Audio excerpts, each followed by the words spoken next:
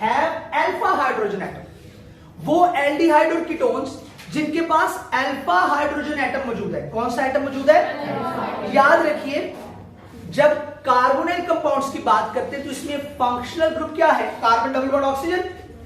जो carbon double bond oxygen से फौरन बाद में आने वाला कार्बन है ना, that is called as alpha carbon. That is called as alpha carbon.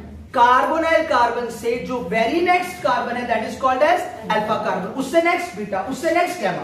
लेकिन we are only talking about alpha carbon, alpha hydrogen. जाहिर सी बात है अल्फा हाइड्रोजन वही होगा जो अल्फा कार्बन के साथ अटैच है। तो कार्बोनाइल कार्बन से जो नेक्स्ट कार्बन है that is called as alpha carbon, और अल्फा कार्बन के साथ जो हाइड्रोजन अटैच है that is called as alpha hydrogen. तो भाई शर्त यह है कि वो एल्डिहाइड और कीटोन्स अल्डोल कंडेंसेशन दे सकेंगे जिनके पास अल्फा हाइड्रोजन है, मींस टू से उनके पास अल्फा कार्बन है। अब उनको आपने मिला देना है cold dilute solution of an alkali से।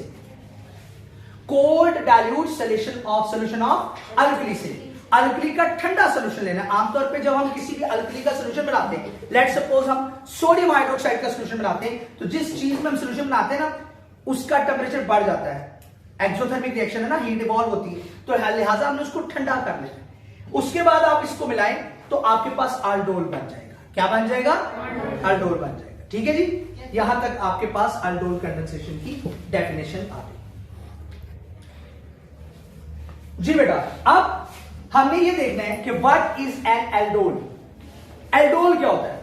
एल्डोल कहते हैं ऐसे कंपाउंड को जिसमें दो फंक्शनल ग्रुप साइमल्टेनियसली मौजूद हो। जरा गौर फरमाइए, दो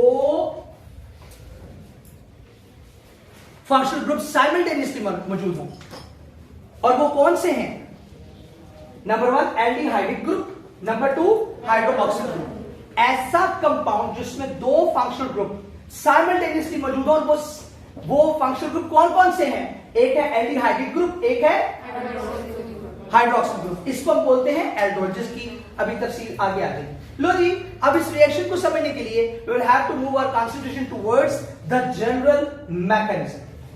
आइए इसके जनरल मैकेनिज्म को पढ़ते हैं। इसके जनरल मैकेनिज्म को स्टार्ट करने से पहले मैं आपको एक बात और रिवाइज करवाना चाहता हूं। मैंने आपको बताया था कि हम इस वक्त जो रिएक्शंस पढ़ रहे हैं वो कौन से पढ़ रहे हैं? Base catalysed reaction. कौन से पढ़ रहे हैं? तो जनरल मैकेनिज्म